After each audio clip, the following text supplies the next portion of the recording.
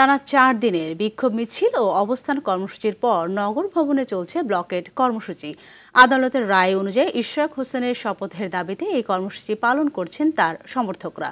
কর্মসূচির অংশ হিসেবে গুলিস্তানের প্রধান সড়ক অবরোধ করে রাখা হয়েছে। ফলে ব্যস্ত এ এলাকায় সব ধরনের যান চলাচল বন্ধ হয়ে গেছে। দাবি না মানা পর্যন্ত আন্দোলন চলবে বলে হুঁশিয়ারি দিয়েছে সমর্থকরা।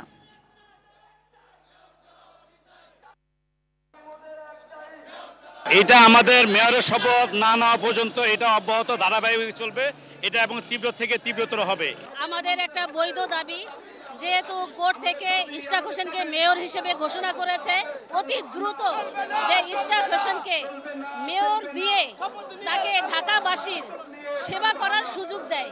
জনগণের মেয়র এবং বর্তমান মেয়র আদালত কর্তৃক স্বীকৃত এবং গ্যাজেট প্রকাশ করা নির্বাচন কমিশন কর্তৃক মেয়র আমাদের ইঞ্জিনিয়ার ইশরাক হোসেনকে শপথ গ্রহণের জন্য আমরা এই আন্দোলন চলছে।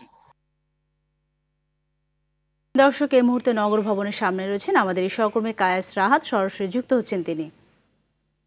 রাহাত, জানাবেন ব্লকের কর্মসূচির সর্বশেষ কি অবস্থা আপনি দেখতে পাচ্ছেন?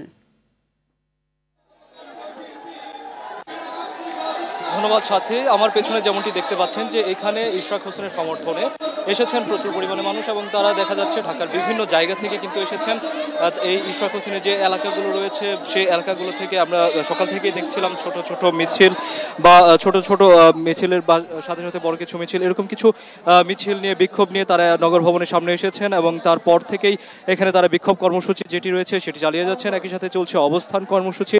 সেই সাথে আমরা যেটি জানি, গতকালকে যেটি ঘোষণা করা হয়েছে যে নগর ভবন এবং তার আশেপাশের যে এলাকাগুলো রয়েছে সেই এলাকাগুলোতে বেলা 11টা থেকে 3টা পর্যন্ত তারা ব্লকেড কর্মসূচি চালাবেন, এবং সেটির অবস্থানে কিন্তু এখন আপনারা দেখতে পাচ্ছেন বা সেটির অবস্থায় দেখতে পাচ্ছেন। এখানে ব্লকেড কর্মসূচির পাশাপাশি এখানে যেটি হচ্ছে সেটি হচ্ছে ইশরাক এর সমর্থনে যারা এখানে এসেছেন তারা একই পাশাপাশি এখানে তারা সঙ্গীত পরিবেশন করছেন এবং তার মাধ্যমে তাদের যে দাবিগুলো আছে সেই দাবিগুলো তুলে ধরছেন। এখানে প্রসঙ্গত বলে রাখা প্রয়োজন যে যেই দাবি নিয়ে তাদের এখানে আসা সেটি হচ্ছে যে ইশরাক হোসেনকে আদালতের যে রায়, অর্থাৎ নগরপিতা হিসেবে আদালতের রায়ের যে ব্যাপারটি রয়েছে সেই রায়ের অনুযায়ী তাকে যেন খুব দ্রুত ক্ষমতা হস্তান্তর করে দেওয়া হয় এবং তার কাছে দায়িত্বটি স্থানান্তর করে দেওয়া হয়, সেই দাবিতেই কিন্তু এরা এখানে এসেছেন এবং বলছেন যে পর্যন্ত তাদের এই দাবি মেনে না নেওয়া হবে সেই পর্যন্ত চলবে এই অবস্থান কর্মসূচি এবং ব্লকেট কর্মসূচি।